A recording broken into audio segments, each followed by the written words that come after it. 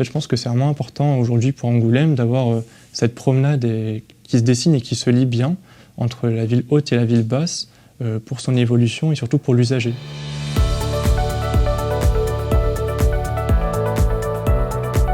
Mon projet, il part d'un constat qu'en sortie de gare, en fait, on n'arrive pas à deviner Angoulême et les liens avec la ville haute, ils se dessinent pas, voire très peu.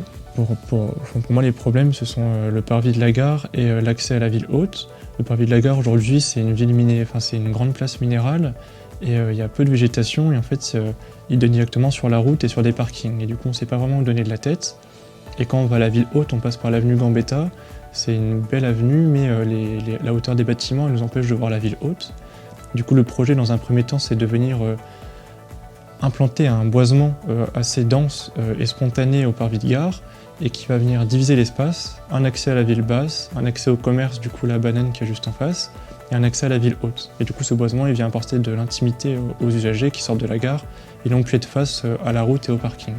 Et du coup, dans un second temps, quand on va vers la ville haute, c'est de créer une promenade le long des rails qui va jusqu'aux halles. Et du coup, le long des rails, ça nous permet de profiter de ce vide un peu que créent les rails, un peu comme la Charente.